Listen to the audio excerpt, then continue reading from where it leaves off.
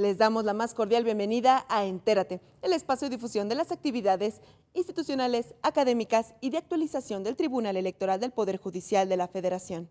Les invitamos a que se queden con nosotros con más de las actividades realizadas en la Conferencia Global sobre Financiamiento Político. En este programa tenemos las conclusiones de la sesión de trabajo 1.2. ¿Cómo frenar el flujo de dinero ilícito a partidos y candidatos? En esta oportunidad se realizó la ronda de preguntas y respuestas que estuvieron moderadas por Iván Briscoe, investigador senior en la Unidad de Investigación de Conflictos del Instituto Clingendael de los Países Bajos. Les invito a que se queden con nosotros en las conclusiones de esta sesión de trabajo. Comenzamos. Hubo un caso controvertido, el DEA de Estados Unidos en África Occidental buscó a una organización criminal y la población local estaba contento que se hizo eso, pero no estaban contentos que fue un cuerpo de un país extranjero que lo hizo.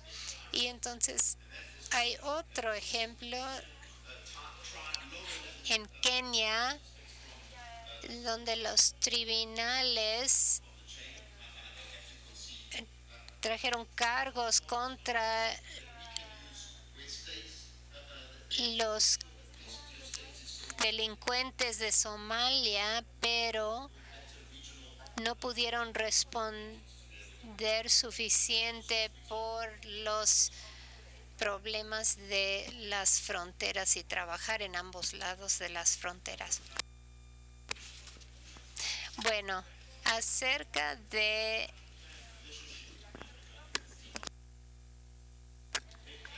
la relación de patronaje y clientes es importante. Esta vulnerabilidad en África está relacionado con lo económico. Cuando tenemos en África que 60% son jóvenes, 60% de la población, pero están desempleados y van a ser víctimas de los patrones que tienen poder social. Así que el cambio de esta estructura y esta relación requiere un cambio económico en la sociedad, pero también su relación con el Estado. Conocemos que hay muchos países en que el poder se concentra en el Ejecutivo y todo el sistema de chequeos y balances es muy limitado. Pero mientras tengamos esa situación, vamos a tener ejemplos como en Sudáfrica, donde las licitaciones se dan como regalos. Así que necesitamos una transformación institucional, pero también al nivel económico, y eso es lo que puede transformar las relaciones sociales. Gracias. Voy a hablar brevemente en respuesta a la primera pregunta y luego la tercera. Primero, creo que hay tres factores importantes. Primero, el periodismo investigativo. 90% de los casos, como 10 de los que vimos, pudimos reconstruirlos por los periodistas. Segundo, independencia del sistema jurídico. Hubo cambios en Perú después de Fujimori, en Colombia, 30% del Congreso en la cárcel, o ahora en Guatemala, es porque el sistema jurídico es independiente. Y luego necesitamos presión para aprobar las reformas, si no es muy difícil para los partidos y los congresistas que son miembros de los partidos para aprobar esta legislación. Luego, ilegal contra ilícito. ¿Cómo controlar el dinero ilícito en campañas y partidos? Es muy difícil tener una solución estándar, pero voy a dar 3 ejemplos. Uno, colaboración con el sistema financiero para ver la fuente de los activos y control las cuentas de las campañas, cuentas bancarias. Hay muy poca coordinación, hay poca comunicación entre estas dos áreas. Segundo, coordinación de las autoridades estatales para descalificar a los candidatos y representantes de los partidos y incluir en la descalificación los estándares, la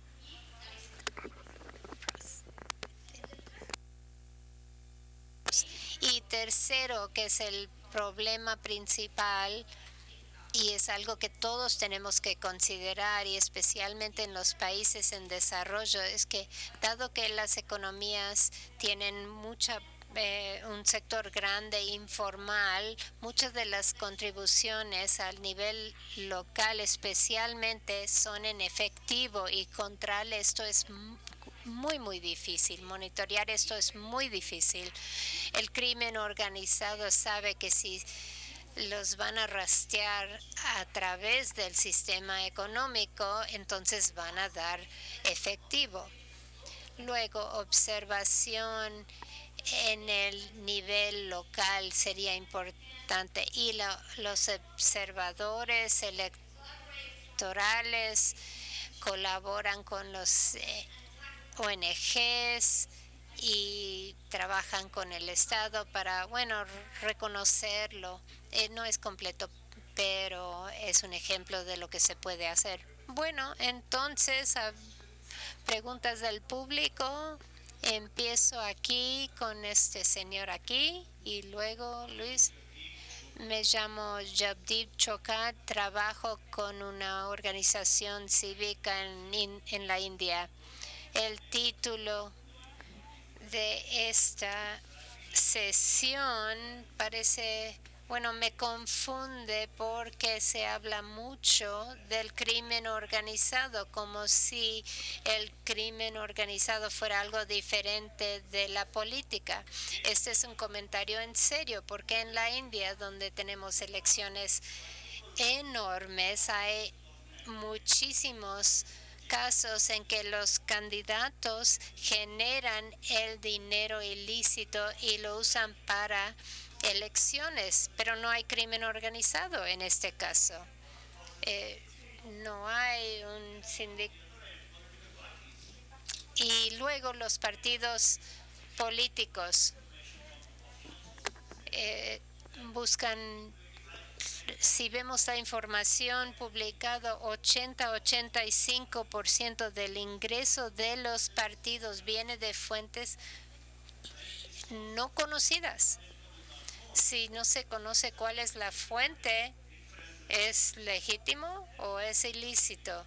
El partido no revela esa fuente. El segundo ejemplo, en India hay 2,000 partidos, 200 participan en elecciones, 1,800 no hacen nada. ¿Y por qué financian a esos partidos? Porque hay un incentivo en los impuestos, créditos. Entonces están registrados estos partidos para convertir dinero ilícito en lícito. Por eso digo, el enfoque en el crimen organizado como algo aparte que tiene influencia en la política a través de transferencia del dinero ilícito no es completo, digamos, y depende del tamaño del país. En la India este fenómeno, no me gusta decirlo, pero está por todas partes. Así que no tiene que ver solo de controlar a las organizaciones criminales, pero también la política y la politización del crimen, y eso es muy difícil cuando el Estado se enfoca en los partidos políticos. Podría hablar muchísimo de esto, pero me detengo.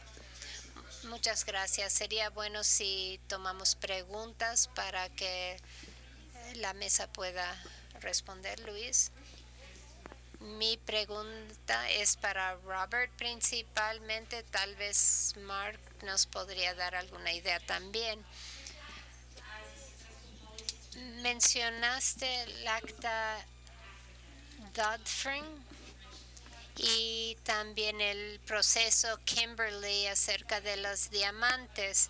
Sin embargo, ha habido mucha crítica acerca de qué tan exitoso han sido estos marcos regulatorios, especialmente no solo por falta de hacer valer estos mecanismos, pero sino también porque hay menos oportunidades para las comunidades, porque los mineros en el Congo ya no tenían sus trabajos. Entonces, ¿cuál es la resolución, la solución para eso? ¿Cómo transformamos estos mecanismos para que esto no ocurriera?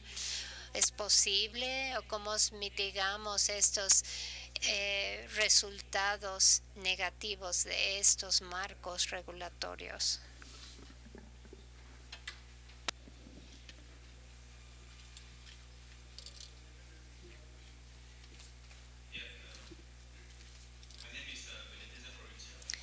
Mi nombre es, vengo de Camerún y quisiera preguntarle a los panelistas acerca de las intervenciones políticas.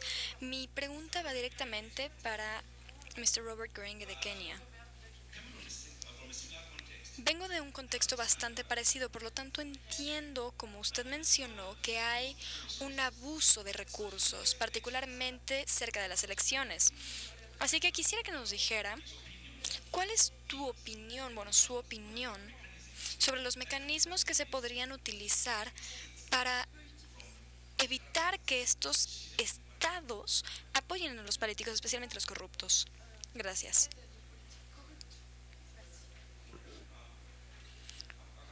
Buenos días, tengo una pregunta. En el marco de los derechos humanos en México tenemos una nueva figura, la cual llamamos el candidato independiente. Es el resultado de los incentivos que la Corte Interamericana de los Derechos Humanos le permite a cada ciudadano mexicano el participar en las elecciones. Sin embargo, no tiene realmente ningún apoyo de partidos. Ellos tienen sus propias reglas y una de estas reglas es que los candidatos independientes no pueden recibir dinero de proveniencia ilícita, y puede que esta regla se deba al hecho de que México teme que los ciudadanos se ven involucrados en este tipo de situación. Sin embargo, a veces necesitan algún tipo de financiamiento. Por lo tanto, la pregunta más bien sería, ¿qué opinan de esto? Porque me parece que nosotros no tenemos aún los mecanismos para saber la proveniencia, el origen del dinero.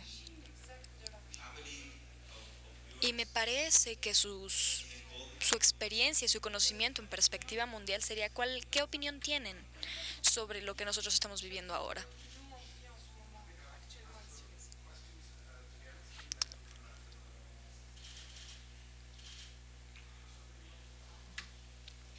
De acuerdo.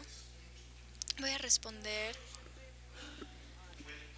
Bueno, me parece que cuando estaba mencionando lo de éxito en cuanto al contexto dentro del cual se implementaron estos planes, es que cuando hablamos de éxito no nos referimos a un éxito rotundo y absoluto, sino que cada política tiene una intención y tiene consecuencias, y cada política pública, cuando se está desarrollando, también se desarrolla en un contexto dentro del cual podríamos nosotros llamar las herencias inherentes, ¿no? Las condiciones mediante las cuales las políticas particulares se vienen implementadas. Ahora, en el caso de DCR hay evidencia que sugiere que el Dodd-Frank contribuyó a detener la cadena de flujo de minerales de proveniencia ilícita para aquellos que estaban comprando estos minerales. De esta manera tenían que verse fiscalizados antes de poder hacer esta compra. Entonces se veía la orden de compra y veían quién los vendían en vez de simplemente hacer esta transacción. De esta manera sí se redujo el trabajo en la mina en un 67%. Por supuesto que esto tuvo varias consecuencias. Los resultados intermediarios sobre los que se vieron involucrados en esto es que se encontró que hubo una gran pérdida de trabajos y para muchos de ellos terminó con que la población hizo otras actividades ilegales para tener algún tipo de ingreso. Entonces cada política va a tener una consecuencia, pero por supuesto que con esto podemos ver las formas en las que también hubo una contribución a la reducción de que los grupos rebeldes tuvieran posesión de los minerales mismos que se utilizan para comprar las armas, lo cual alimenta aún más el ciclo vicioso de la guerra y grupos rebeldes y mayor corrupción. Así que sí hubo consecuencias positivas y negativas. Podemos ver que, por ejemplo, para los minerales, los cuales se vieron fiscalizados y finalmente se vieron fuera de conflicto, los precios de los minerales aumentaron. Pero para aquellos que ya no se han visto fiscalizados o no han sido fiscalizados de la manera que lo hemos visto, por ejemplo, China ya estaba listo para comprar esos minerales inclusive a un precio más bajo. Entonces podemos ver la complejidad debido al sistema económico tan complejo mundial que tenemos y por qué la ley en los Estados Unidos se supone que debe de ayudar a la reducción del conflicto de minerales. Sin embargo, China los está comprando a un precio mucho más bajo y eso tiene consecuencias, lo cual implica que para que nosotros podamos mitigar este tipo de consecuencias intencionales, digamos, debe de haber un esfuerzo consolidado en todos los niveles. No es un papel que puedan hacer los Estados Unidos solos. Y si China está comprando estos minerales es porque también han firmado ellos contratos de minerales con el gobierno del país, ¿no? Y este es el tipo de complejidades con las cuales estamos lidiando y que hemos encontrado. Ahora, los procesos Kimberley también han contribuido a la reducción de venta de diamantes de manera ilícita, y esto únicamente está satisfaciendo los minerales para que se vean fuera del ambiente de conflicto si no se ven involucrados en la propaganda de grupos criminales. Ha habido ciertos abusos, por ejemplo, de mineros o de las minas en las cuales las personas se ven abusadas en cuanto a sus derechos humanos, pero todavía esto se puede ver involucrado en cuanto al proceso de certificación Kimberley. Es algo que todavía necesita una adaptación a nivel legislativo y de política y de estrategia para la reducción de conflicto en cuanto a la venta de minerales. Ahora, en cuanto a la otra pregunta, esto es algo que nosotros, que nos hemos visto involucrados en los procesos electorales, también podemos ver como observadores internacionales que, por ejemplo, hemos visto que cuando vamos a países a observar, por ejemplo, vemos que un candidato a presidente, cuando está durante su campaña política, dice: sigo siendo el líder político del Estado, el jefe de gobierno y necesito seguridad y todas estas personas me están protegiendo utilizando el miedo del Estado, la seguridad del Estado. Estas son áreas grises que las definiciones internacionales han encontrado muy difícil el poder enfrentarlas, el poder reducir este tipo de mala práctica. A través de la transformación institucional no ha sido fácil, por ejemplo, desconcentrar el poder de la presidencia, porque gran parte de los abusos del poder ejecutivo, como con el caso de Camerún, en el cual el presidente es más bien un semigod, es un semidios, es debido a que hay mucho más poder concentrado en el poder ejecutivo. Por lo tanto, se necesitan reformas legislativas para que el presidente pueda ser responsable de todo tipo de recursos y no únicamente del marco de las reformas de elección, sino también fuera de la política de elección.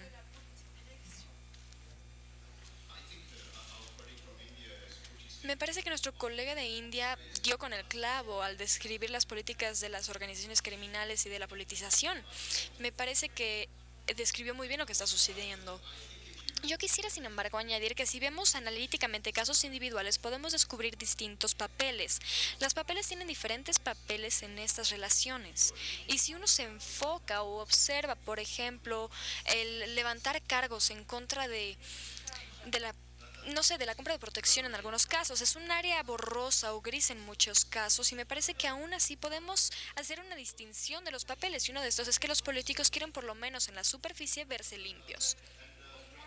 Y puede que en India eso no sea el caso necesariamente. Sin embargo, los políticos muchas veces lo que quieren es mantener una imagen de que están alejados de los fondos ilícitos los cuales están acumulando. Y me parece que eso hace una distinción muy fuerte en los papeles que se juegan. Hay un tema también que mencionó Catalina en cuanto a la selección de los candidatos y el asesinato de candidatos locales. La selección de candidatos locales es un tema impresionantemente importante. Me sorprende en el contexto africano cuántos candidatos locales han sido asesinados, por ejemplo.